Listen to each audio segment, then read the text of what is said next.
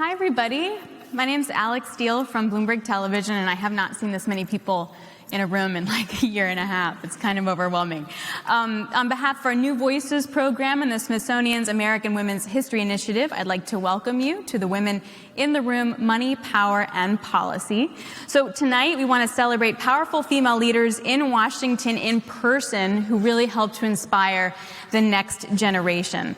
And the Women in the Room will take us on a journey from the past with a special Smithsonian-curated presentation on the history of influential female politicians in Washington, D.C. who paved the way, to the present with a discussion on how current government policy is impacting the outlook for business and the economy, and just what the last year and a half did to women who were running businesses and how it had to change with the times. We have an amazing panel for you. Sheila C. Johnson, co-founder of BET and founder and CEO of Salamander Hotels and Resorts, Gina Adams, Senior Vice President of Government and Regulatory Affairs at FedEx, and Martine Rothblatt, CEO and founder of United Therapeutics, a leading pharmaceutical company and creator of Sirius XM. I never really get nervous with these things, but this panel feels a little nerve-wracking. So we'll see how that goes. Then we're going to end the evening exploring specific innovations that are increasing visibility and empowerment of women leaders in business and politics, as well as future generations of female talent. And this includes Bloomberg New Voices program.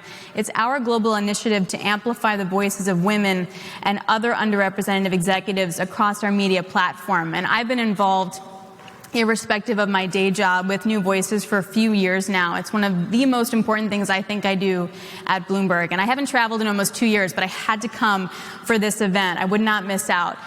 What I find is that the New Voices program literally gives a louder voice to women who are in the room, whether that's in the boardroom, on TV, radio, in a cubicle. It doesn't matter. Every woman has a voice, but how we're heard definitely changes with this program, and I've seen it happen, and it is really empowering, and I haven't seen that done anywhere else. So we'll get more into that throughout the evening as well.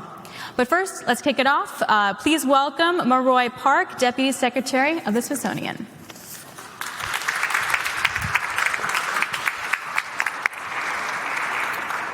Good evening and welcome. I share Alex's enthusiasm for seeing all of you in a room together, so it's great.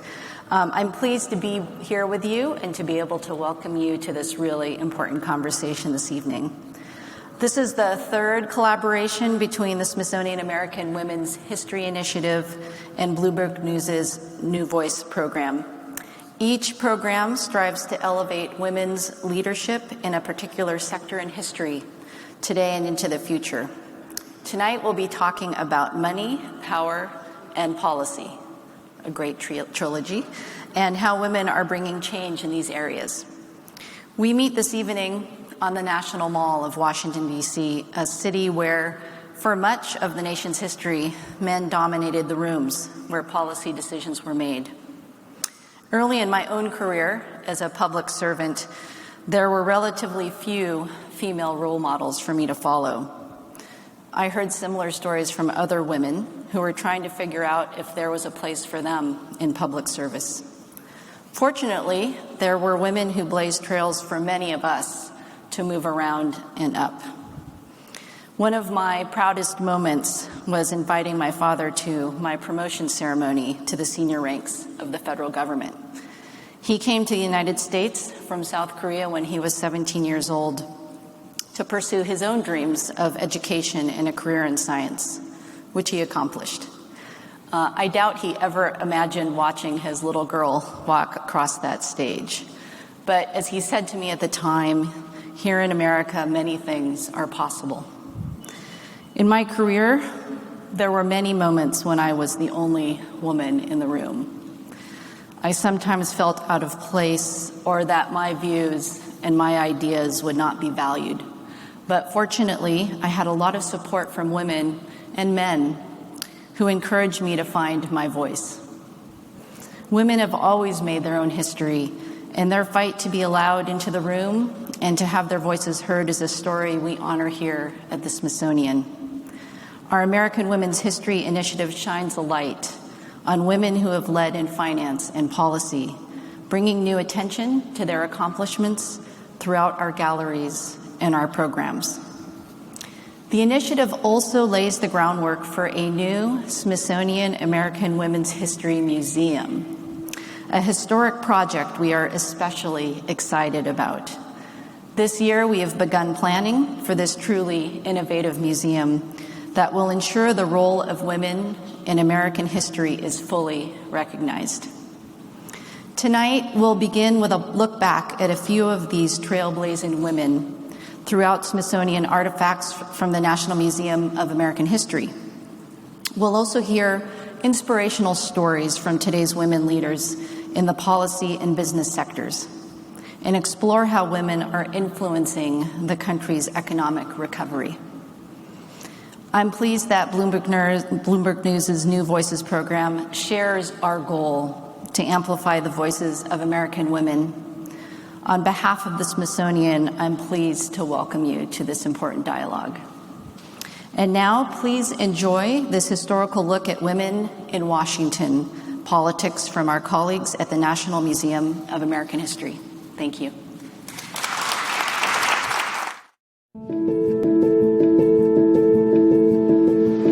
According to Alexander Hamilton, people want to be in the room where it happens, where the decisions are made. Women have been fighting to get into the room where it happens since the beginning. I'm Lisa Kathleen Grady. I'm a curator at the Smithsonian Institution's National Museum of American History. My colleague Claire Jerry and I are going to take you on a chronological view of women working to get into that room. Now, this is Alexander Hamilton's desk. As the government was set up at the time, women were very much not in the room where it happened, even if they were working behind the scenes, as they frequently were. They've been fighting since then to get the key to that room. Women during the Revolution have a more active role than they'll have in the early Republic. Women are agitating in the streets. Women are part of a thinking community. But after the Revolution, when they're starting to form a new government, they want women to step back. One of the first women to try and make it into the White House was Belva Lockwood. She was a lawyer. She was the first woman to argue in front of the Supreme Court. And she ran for president in 1884 and in 1888.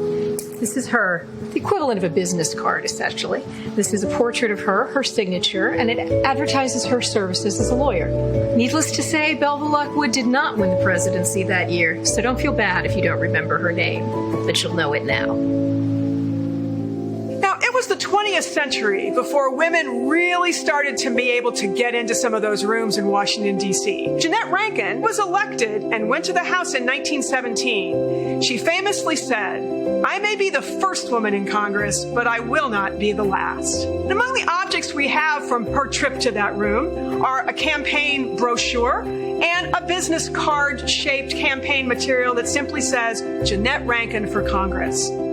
Frances Perkins was the first woman to sit on a presidential cabinet. She was named Secretary of Labor by President Franklin Roosevelt in 1933, and she was one of only 2 cabinet officials to serve through FDR's entire term. She's most noted in her time as Secretary of Labor as being the primary mover and shaker behind the Social Security Act. Perkins fought for rights for workers across the board. In mining, she's famous for fair labor practices. She was interested in both shortening the work week and improving minimum wage. It was another 20 years before another woman would find her way into that cabinet room. But today, almost every cabinet secretary has had a woman at least once. She wasn't the first. Perkins certainly wasn't the last. After World War II, more and more women found their way into that room, and they held the door open. And their presence made a difference. These are some of the people who made a difference on the floors of the House and the Senate, including Margaret Chase Smith, senator from Maine, one of the first people to stand up against Joe McCarthy and the House Un-American Activities Committee. Patsy Mink, the first woman of color elected to Congress. The representative from Hawaii used her political clout to champion and push through Title IX. Title IX guarantees girls and women equal access in education. Shirley Chisholm, Ms. Chiz, unbossed and unbought the first African-American woman elected to Congress in 1968. In 1972, she became the first African-American woman to vie for the presidency in the primary season.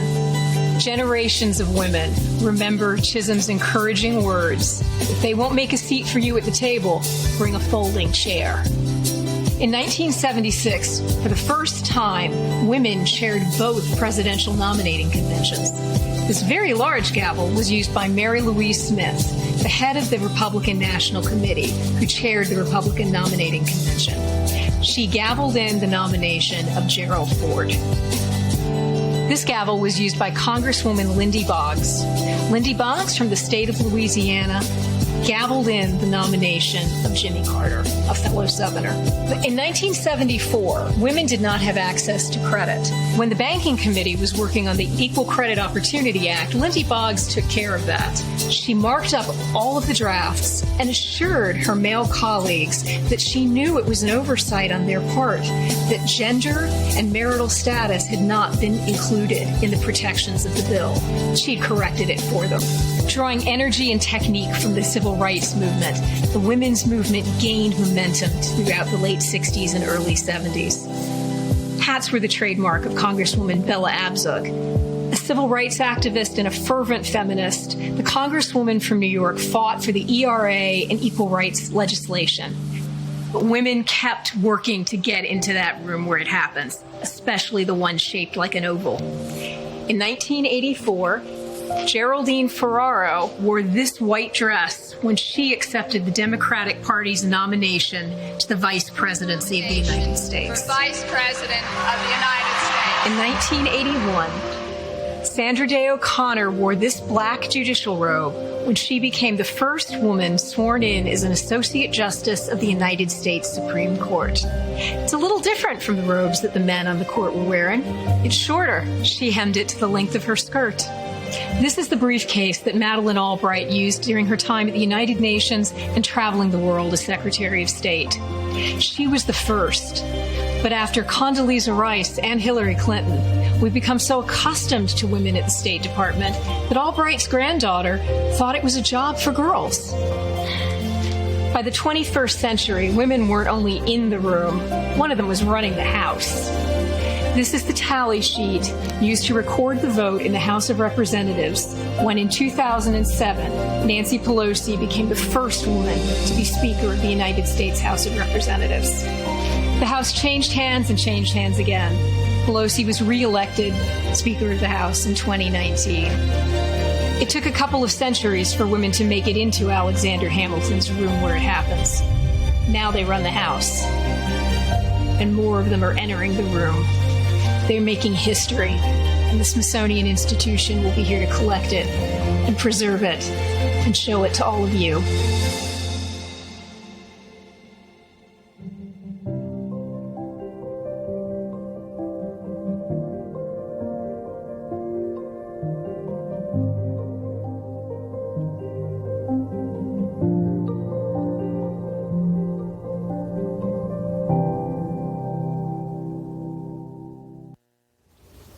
Good evening, everyone. I'm Senator Catherine Cortez Masto, and I am pleased to kick off this evening's discussion on women power and policy in Washington. Like many of you, I know what it feels like to be the only woman in the room and what a responsibility that is. And like women all over the country, I am so grateful to those who paved the way for me. Now, as a U.S. Senator, I feel responsibility to open the door wider for those who come after me. The good news is more women are running for office, leading major companies, and seeking positions of power than ever before. This new generation gives me hope. In my home state of Nevada, we have the first majority women legislature in the nation, with nearly 60% of legislative seats filled by women. And that's important. These women also reflect the diversity of my state. They are African American, Latina, and Asian American, and they come from all backgrounds and walks of life. These are the women I'm excited to see reflected in the new Smithsonian American Women's History Museum. I was thrilled to have worked in Congress to authorize the new museum. And as a member of the Smithsonian Board of Regents, I can't wait to see it take shape. As part of that effort, it's great to see the Smithsonian and Bloomberg bring special attention to women leaders who are making their voices heard in Washington and across the country. Thank you, and I hope you have a great time participating in tonight's discussion.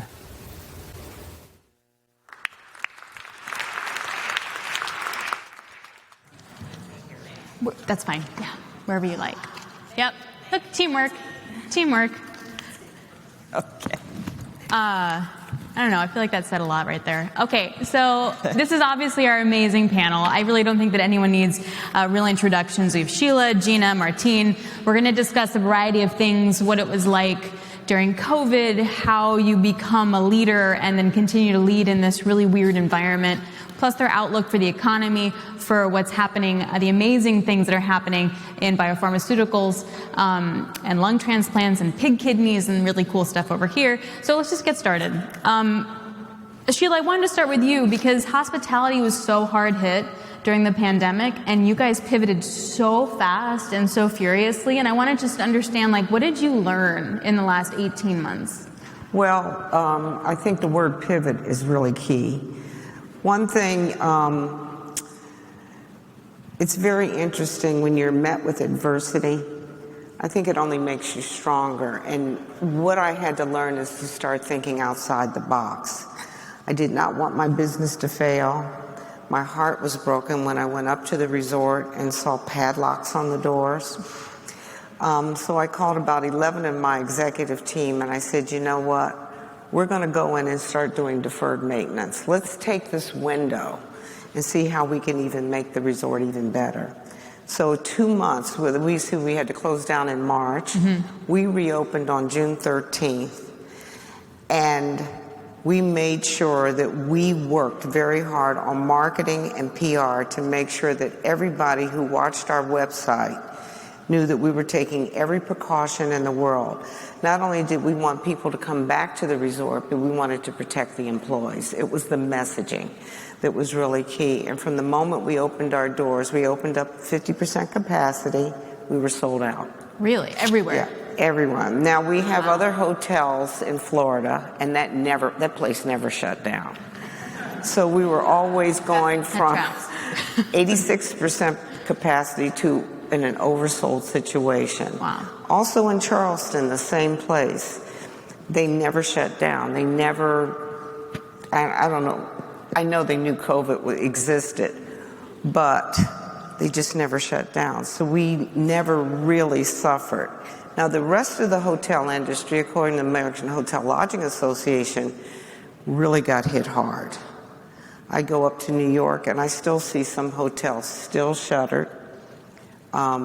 Those that aren't shuttered are operating at a very minimum capacity. So they're still really, really struggling. And it's not just in the U.S., but this is globally. I sit on the Forbes board, and I sit on those calls, and they are really struggling, especially in China. And the Asian market is really, really struggling. But I think more than anything that I had to learn during this period is I never wanted to give up. And I had to really fight for my company and make sure that I was able to keep. I tried not to furlough anyone. We furloughed for a couple of months, but I tried to continue paying, make sure they were paid. Got the PPP money. You know, we set up everything in the book to make sure that we just never missed a beat. Well, we'll go to Eugene in a second, but how did you do that? Because I'm speaking for a lot of people in many different industries that were just sucked dry in those first few months. And all I could think about was like, how do I get food to my parents? How do I get food to my kid? Like, it was like really basic. So how did you do that? I just made sure that my employees were protected. I have an incredible executive team. We met virtually. We then set up a plan. And I said, you make sure that these employees are taken care of. I don't care what we do. We have enough balance there that we can really make sure that we continue to make sure the bills are paid, but I want to make sure that the employees are really covered. And that's what was really key, because I knew that once coming out of this, I wanted to keep them. And we have retained almost all of our employees. Now, there are employees that we did not want to come back, so that was one of our little excuses. Right. That's a different conversation. That's a whole different conversation. But we were able to retain the best of our employees. So inspiring. Yes. So Gina, you have had a very long career in DC at the DOT, and then you were literally in the room when FedEx had to deal with China, and then you guys couldn't close. Like, you couldn't put a padlock on your door, right? Because we all needed to eat and stuff. That's right. So what was that like? So first of all, thank you for having me in the room. It is wonderful. I know, it's so weird, right? To see all of these faces and be in person. I love this New Voices program, and I'm thrilled to be on this panel with these two amazing individuals. Sheila, I've known and admired for quite some time. She's a phenomenal businesswoman. And I have to say, Sheila, that you talk about the Salamander and you talk about the Charleston place, and I was at both of those places throughout the pandemic, and that Salamander was well run and felt well protected. Martine, I have enjoyed our conversation out here on the side. I look forward to getting to know you more, and I hope this is not the last time we are together. I began my transportation and logistics career, as you said, Alex, right out of Howard University's law school, joined the Department of Transportation. And when I think back 18 months ago when this pandemic was unfolding, FedEx was one of the only companies in the world with a global transportation network and capacity and capability to keep commerce moving and to keep aid moving. And we were all operating in very uncertain times. Mm-hmm. We did not know the business impact of this pandemic, and yet we were transporting critical medical supplies, pharmaceuticals, test samples for governments and medical systems around the world. And we did it safely, we did it quickly, and we did it efficiently. It wasn't without a lot of concerns. We had a lot of challenges and a lot of concerns. We're critical infrastructure. We have essential employees. Thank God for our employees. They deserve every parade, every award, every thank you that we could bestow upon them. Because while we were helping commerce to continue to move, our employees, all 561,000 of these individuals, had the same questions and concerns that the rest of us had. Mm-hmm. And because we are an essential employer, and with essential employees, we could not stop serving. We were operating to and from these impacted areas. Of course, we followed all the government-issued regulations and policies to keep our employees and our customers safe, but they were just as concerned as we were. Yeah. I'll share an example. Share an example of our pilots. I mean, we were dealing with a patchwork of regulations.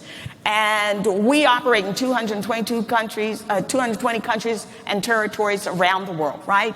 So we'd have a group of pilots who were flying overseas, China, other countries, and we'd get to the countries, and the rules about entry and quarantine and isolation had sometimes changed while we were flying over. So if we had a team of jump seaters who were just riding along to then service another aircraft, another flight, we would be told, oh, no, you can't separate your pilots. Everybody has to clear customs. Everybody has to be tested and wait for test results, which meant the whole system get shut off. And which oftentimes, 50% of our flights would have to be rescheduled. So it was a very challenging time, but I've gone from emotions of sadness for all the folks that we lost to elation in terms of the way our employees have handled this situation and responded. Sounds terrible. Yeah. That sounds really stressful. But to put a lot of things in perspective.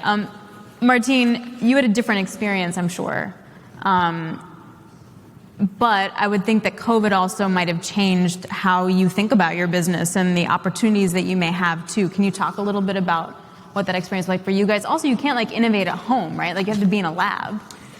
Yes, so first I'd like to say I'm like so humbled to be in the company of these amazing women on the stage. I mean, 500,000 employees, it's like, wow, I don't even know how you begin with something like that. And the extraordinary women and gentlemen in the room here in this beautiful citadel of knowledge. It's just a great blessing to be here, and thank you for inviting me. So at United Therapeutics, we make life-saving medicines. We have 5 that are approved by the FDA, and the patients need to take the medicine continuously. One of them cures neuroblastoma, which is a pediatric cancer, and half the children who take it, if they miss the dose, their cancer will take their life. If they take their medicines, half the time their cancer is completely cured and will never come back again. So it is just not an option for us not to continually make more medicine and get it out to the patients. So about 40% of our employees had to continue coming into our medical laboratories to produce these medicines all during the pandemic. And one of the biggest challenges that I faced as CEO is how do you keep, hundreds and hundreds of employees all throughout the country motivated and positive and feeling that they're all part of a team, that they have a mission to do here. And it was a great challenge, but it turned out that the most important thing were the most basic things like communication. So we would every week send things. Thank you, FedEx, because whether they were like little cleaning supplies or sterile supplies or food packets, you name it, we sent something every week to all of the employees wherever they were. And we had clinical trials going from China to Europe. Once again, thank you, FedEx, because we could not have got our medicines to these different places without FedEx. So it's been a humbling experience, but I'm happy to say that during the pandemic, we continue to make our medicines. So at the end, we have the same inventory that we had at the beginning. Not one single patient lapsed from any of their medicines, so we continue to make it. We continued all of our clinical trials, and we even got a new medicine approved by the FDA during the pandemic. Is it related to COVID, or is it different? It's not related to COVID. It's related to a condition called interstitial lung disease. Unfortunately, many COVID patients end up developing interstitial lung disease. And the way doctors frame it all, it's like a COVID lung is a different kind of disease. But what we have done all during the pandemic is we continued our lung remanufacturing effort, where we take lungs that are donated by people but are not safe enough or clear enough to be transplanted, and we clean and clear those lungs, and about half the time they are accepted for transplant. So we've been able to save 200 people's lives from about a year before the pandemic to now with additional lungs, including some patients who needed a lung transplant because of COVID. That's what and is that going well? Like, is everything worked out with that? It has. The patient's doing very well, and the patients who get these remanufactured lungs, they do just as well as a patient who gets a lung from another wing in the hospital. Amazing. Before we move on, I just want to talk about pig kidneys for a second, because this is somewhat also related to COVID, right? You're basically using pig parts to make a kidney that then for a transplant. Am I getting that sort of Yes, right? United Therapeutics is doing that. It was really exciting, and it comes from the great state of Virginia, where Salamander gives all of us such sustenance. And Thank you. Oh, it's so cross-promotional. Yeah. So good. Well, without Salamander, I think our souls might kind of diminish. So thank you for making it larger. But in Virginia, we have the largest pig farm. We call it PHARM in the world. And in this pig farm, we genetically modify the pigs so that their hearts and kidneys won't be rejected when they're placed into a human. And just at the end of September, and we continue doing this all during COVID, the amazing teams came into work, and we had to protect the pigs from COVID. People don't realize that pigs can get COVID, and you're not going to be able to transplant a pig with COVID's kidney. So at the end of September, reported above the fold in the New York Times, was the first ever genetically modified kidney that was successfully transplanted into a human body and was not rejected. It was amazing. Amazing. Because that's also like a long haul COVID symptom too. It so is. It all kind of ties COVID in. hits all the organ Yeah. systems. So the sad thing about COVID is that there will be need for a lot more organ transplants. But I would say that ourselves and other companies like us are making tremendous progress, and I do believe it's quite realistic that during this decade, the 2020s, there will be a huge expansion of transplantable hearts, lungs, kidneys, and livers due to genetically modified pigs. Is there another organ you're working on right now? You did lung, kidney, Liver and heart. liver. Wow. That's amazing. I don't know how to follow that question. So, next topic. Boink, boink. She was saying an anchor did that earlier today. Okay, so the vibe feels really good on the stage right now. So I wanted to get your opinion on where you think we are, whether it's in the economy, whether it's in your field, or just how you're feeling about where we are coming out of this pandemic. On a scale of 10, being like, that's the most awesome you've ever felt about your business, to 0, probably the day that we announced global closure of the entire economy. Where are you guys right now? Well, I think for the hotel industry, the jury's still out on that. 5? Is this 6? We're watching it closely. I mean, I'm really focused on my company and how we have had our best numbers ever. And I really think it's because we've been so careful. And I've been working with my team. It's not only really trying to communicate and to take care of the guests that come through our doors. We're a small company of over 3,000 employees, but still we're small enough where we can really pay attention to detail and making sure that our guests are taken care of. The other thing that I have really tried to keep going was bringing different events into my hotels. I brought the American Ballet Theater in from New York, where I had, and I sit on 340 acres. So I really feel as though I'm in a very relatively safe area. Gina knows, you know. And even for our film festival, we set up a screen outside. We also had room to do a drive-in theater. So this is all back to going towards the pivoting, to make things work so that life can it can keep going. It's a continuous effort. Even though we have masks on and we do COVID testing, I mean, even for the film festival, we COVID tested everybody, even though they had been vaccinated, to make sure that everyone was safe. And we really stuck to that plan.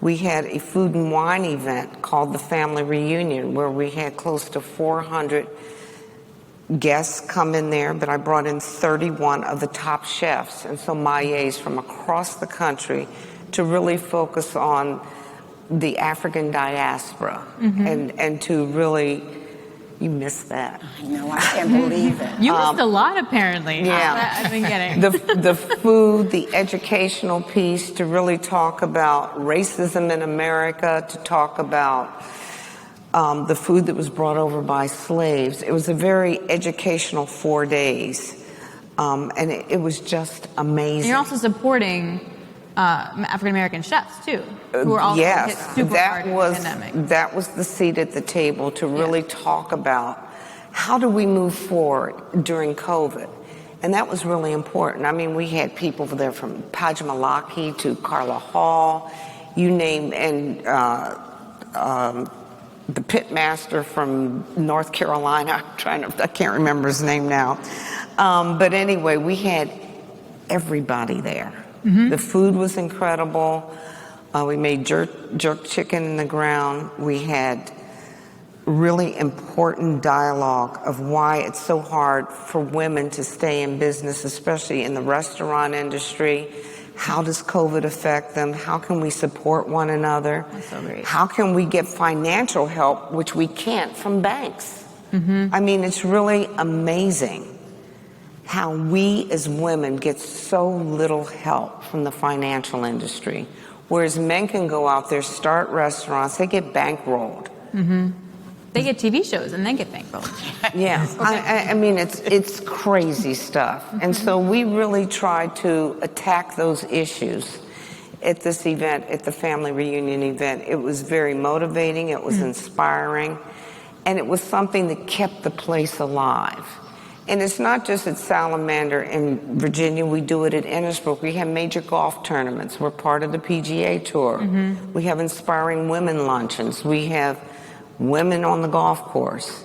Every single one of our resorts, we try to really think outside the box. I want to do something that's so different from anybody else in the hotel industry. And as a woman who owns this company, I have to stay 10 steps ahead of everyone else. And I work very hard at doing that.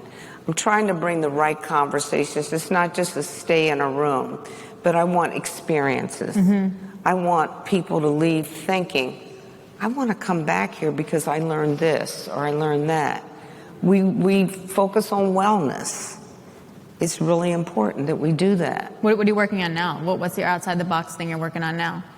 Well, we want to really start an unbelievable yoga program on the Grand Lawn. I mean, we have yoga there. We have a lot of things going on, from zip lining to horseback riding, everything. But I really want to start focusing on women. How do they better take care of themselves? And I want to really focus on the nutritional aspect. We have a cooking studio. We bring chefs in there. I want to talk about vegan cooking. We want to talk about all sorts of healthy, nutritional cooking. But I want women to really start learning how to reconnect, not just with other people, but with themselves. I want them to really kind of get inside of what inspires them, what are they passionate about. And we do this across the board at all of our hotels. Oh, that sounds really great. Yeah. I'm signing up for sure. Okay, so I'm just going to extrapolate. You feel like an 8 for your business, for the industry as a whole, it's TBD. Okay. Gina, what about you? So let me say that if you get a chance to take advantage of some of these programs at the Salamander, do it. In fact, I think Bloomberg ought to move this New Voices program to the Salamander. I love this woman. Sheila I love it when the FedEx Trust comes to my farm. We just love it on each other. Yeah. She does a fabulous job. I'm going to cheat a little bit, Alex. I'm going to say that we're on our way to a 10. Okay. And I say that because everybody knows what's happening in the supply chain. And, what's happening in the supply chain, I mean, really, it was a perfect storm. The pandemic, the work shortages, and then customers shift from services now to goods, and all of that resulted into where we are today. And we're working really hard. FedEx, we don't control the ports, and we don't operate cargo ships, but we're part of the system. We're one of the stakeholders. We have a logistics company. Our largest companies, FedEx Express and FedEx Ground, closer to the consumer, but those packages have to be off those cargo ships and out of warehouses for us to move them to businesses, large, medium, and small, and our consumers.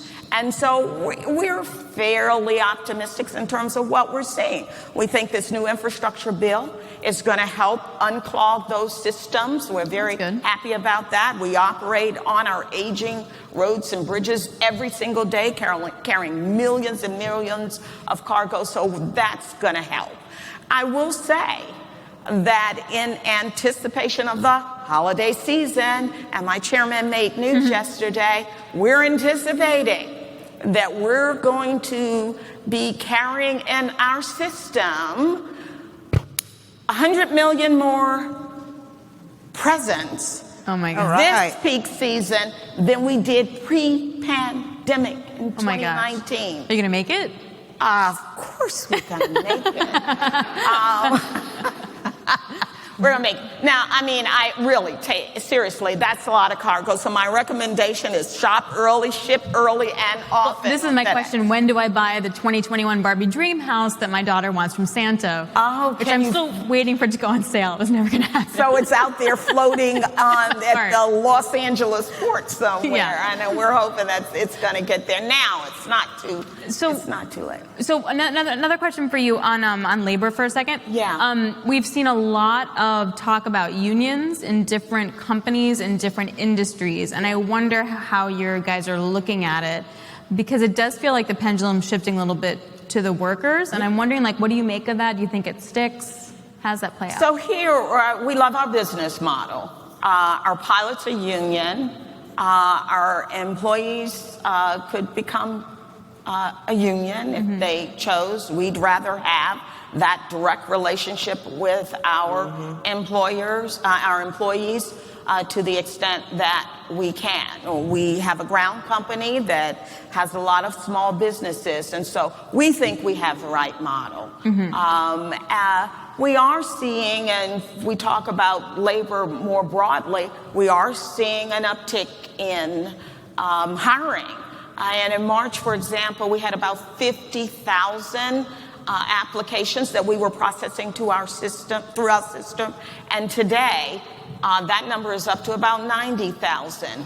We've got a great brand in FedEx, and we offer great benefits. And so if you are out there and you have somebody who's looking for employment, FedEx.com. We're ready for Salamander Hotels and Resorts. We offer everything, 401k, benefits, health. That's what we're doing. But this is a really good example of, I think, what's happening. That, like, do you guys feel like you need to offer a lot more in different ways because there's such a tight labor shortage? We've always offered it, and I think that's how we've been able to retain our employees. We've even upped their salaries now that we're doing well. I mean, we just celebrated the other day on how, we've been, not only our Forbes 5-star, but, that we're now in the top 10 of restaurants in the state of Virginia, which is unusual for a hotel restaurant. But we were able to do it. They get bonuses. They do well. These are things that you have to do to retain. You have to. Yeah, and that's amazing. And likewise, we've offered great benefits. We're seeing an uptick in salary, and that's a good thing. But we've got tuition reimbursement. You want your employees to feel vested in your company, and it's important as a leader, as leaders, that we have to really step in and work that and make sure that they feel vested. They want to feel like they're part of the team. So, Martine, 1 to 10? I think with regard to the spirit of the company and the financial metrics, we're at a 10.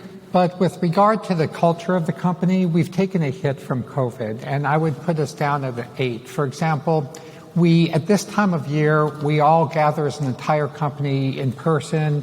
We have holiday parties in all of our different locations, Maryland, Virginia, North Carolina, California.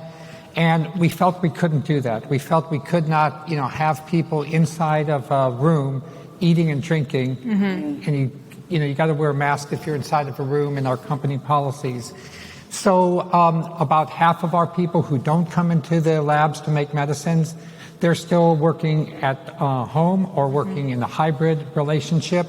So when you walk through the buildings, there's a lot of empty offices. Now, I know just as much work is getting done, but culturally, it doesn't feel the same way if you can't get the proxemics of being in touch with people, if you can't hug at the holiday party.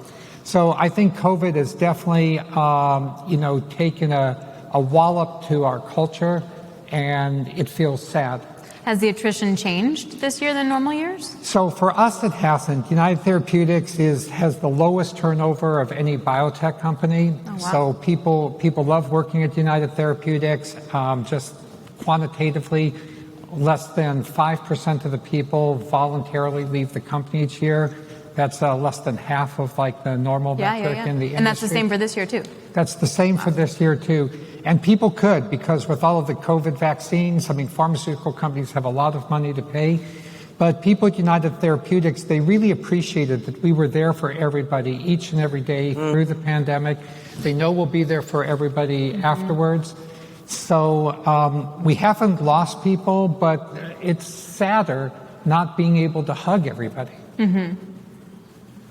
Can we hug now? Days, like I in do. This environment? Is it allowed before COVID? But I'm a hugger. Fair enough. I feel like we could definitely do another half hour in this conversation, but I'm mindful of our clock, so I think we may have to leave it there. I have truly enjoyed this conversation, and I thank you all for joining me, Martine and Sheila and Gina. Thank you so much. I learned a lot. It's truly inspiring to get to sit on the stage with you ladies, so thank you very, Thank you, Alex. very Thank you much. all for having us. We gotta jump off this thing. Oh, you can give me a hug. Down that stage. Hugging. Can we walk down? Yeah, we're hugging. We're hugging. Group hug. See? Oh, we need a hug time. I went in. This is not the COVID safe. I'm wasting water. There was water there. Oh, that's all right. Don't tell And the there's a water Smithsonian. incident. That's all right. Water. All right. There's a step. Why don't we go this way? Okay, yeah. Thank you. That feels a little Thank better. you all. Thank you. Thank you, Alex. What could be more important than telling stories where everyone has a voice? That's not just good journalism, it's a responsibility. The intent of the New Voices program really is to improve our coverage. And in early 2018, we decided to do a real analysis of our guests on TV and quotes in our stories. At that time, only 10% of our outside guests being brought onto TV for interviews were women. We knew that we really needed to do something intentional to change that. The challenge is that a woman spokesperson who are usually as good and as able and have as much potential, they tend to get overlooked. And I think this New Voices program exactly addressed that challenge. I was really driven to appear on TV because I am a big advocate for women in investment management, and you cannot be what you cannot see. What have you thought to yourself about how to potentially participate in that kind of wealth? It's a great question. So I think we at Florida A&M, to be able to be heard, I think is one of the best gifts that you can give anyone, whether it's heard on TV, heard in life. So the fact that the New Voices program allows people to be heard, I think it's just phenomenal. Women just need a push, they need encouragement, they need the skills, and we can help them do that with the New Voices program. We decided we at Bloomberg could sponsor intensive media training for senior female experts in cities around the world to not only address the gap that they were facing, but to also help us identify and discover new qualified female experts. The reason why I think New Voices program is so important is that it really empowers women. Yes, in media, but also in their jobs, in their careers. It gives them a platform. It gives them a voice. After I came out of New Voices, I was able to give concise responses, crisp responses, and responses that really communicated what I wanted the audience to know. If you put your mind to something, push your boundaries a little bit, get out of your comfort zone, anything's possible. We started this program with 10% representation of outside female guests on Bloomberg TV. We almost tripled that within 3 years, and we want to keep pushing for the betterment of our coverage, for the betterment of the industry going forward. We're constantly expanding the program because that was the intention from the start. We named this program New Voices because we didn't want to restrict it to gender only, and we certainly didn't want to restrict it to the United States. We've also added cohorts of Black executives of all gender identities in the U.S. and Latinx executives of all gender identities in the U.S. After receiving the media training for New Voices, I really felt like I got more skilled in being able to provide the answers and provide the insights that I wanted to give. It gave me agency in being who I am. I think I've grown more confident as a person to express my points of view. I think it's also important for the financial services industry to be able to see me represented, to be able to see people like me represented, and to know that I do have a voice. Every week we try to do better than the week before. More female leaders given more time on air, more space on the airwaves. And this kind of work is not one and done. You know, it's very easy to slip backwards. It's very easy to lose focus. And hopefully, if we stay focused, if we stay intentional, we actually will see real change.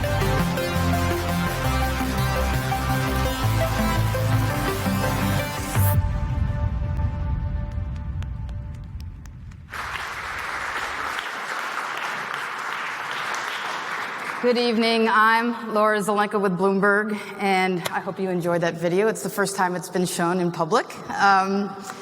First, let me say thank you so much to our panelists, Gina, Sheila, and Martine. What an honor to have you here. Thank you so much. I really enjoyed the conversation. And Alex, you're always welcome back. This is the third time Alex has done a Women in the Room event with us, and we appreciate that. And thank you so much to the Smithsonian. I mean, I have chills. I mean, it's just amazing to be standing up here. Thank you, Carrie Brady, and your whole team, and we hope to have a lot more collaboration in the future. So we're here today to launch for a second time our New Voices media training in Washington, D.C. for senior female executives. We are looking for female experts to talk about topics such as the capital markets, economics, crypto, and, you know, we still hear so often that there's not a female subject matter expert to talk about this topic or that topic. Well, we've done the work, and I'm here to say there are in every field, and lots of them, and we need to keep surfacing these women and empowering them. As part of our New Voices initiative, we have a database of female experts around the world in business and finance. It began with about 500 names in 2018. It's grown to about 7,000. And it keeps growing. And we also have tracking tools that we use to hold our managers accountable to bringing more diverse sourcing into our coverage on every platform. So we know that it matters who reports and writes a story, who edits that story, who decides where that story plays and on what platform, as well as whose perspectives and opinions we are drawing on to decide what stories to tell and how to tell them. This helps limit our blind spots, it helps limit our biases, and it makes our coverage better. And this initiative isn't only important for our own airwaves. Many of our New Voices participants appear on other news outlets regularly, and their heightened visibility has an impact on their firms and their industry. So today, we have a call out for nominations from Washington, D.C. Tap into your networks. Recommend people to apply at bloomberg.com/New Voices, or raise up your hand and apply. Our program manager, Claire Obeson, is here. You'll hear from her if you do. And I just want to leave you with this one thought. Our chairman, Peter Grauer, often says, this is a race without a finish line. So you need to keep your foot on the gas. We do, we will, and we hope you will join us in this race. So thank you very much. I now want to introduce Lisa Sasaki with the Smithsonian for some final remarks. Thank you.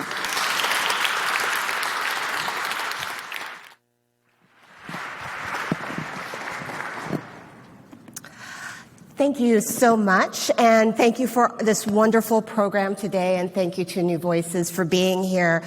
The stories you've all heard this evening and that you'll be hearing across the airwaves through New Voices are all examples that remind us how far we've come.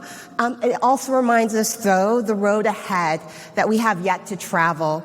As the Interim Director for the Smithsonian American Women's History Museum, I'm incredibly proud to be a part of the Smithsonian, which, for more than 175 years, has been the keeper of Americans' history through its collections, exhibitions, research, and educational programs.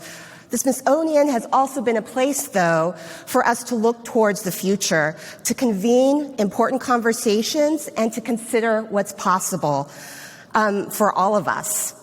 We are at another critical moment in time where we're thinking about possibilities here at the Smithsonian. As Meroë noted at the top of the program, last year Congress authorized and the President signed into law a brand new museum for the Smithsonian American Women's History Museum, which is going to be built here in Washington, D.C. The museum is going to be a game changer. It's going to bring long overdue attention to women who have changed the course of our history and our nation. It will recognize the trailblazing contributions and the very communities that these women have represented. Every single day, women across this country do things that defy expectations, that questions the limitations that have been placed before us. We have seen this time and time again throughout the pandemic, and I think our speakers spoke to that today, so thank you for that. And now as we move towards recovery as well, women are literally leading the way. At the Smithsonian, we want to be sure that the stories of women from every walk of life are told, including diverse perspectives that shine a light on what it means not just to be a woman in America, but what it means to be an American. It's time to make history and to do more than just put a folding chair at the table. What we want to do is make sure that there's permanent representation, a permanent chair, a permanent room for all women.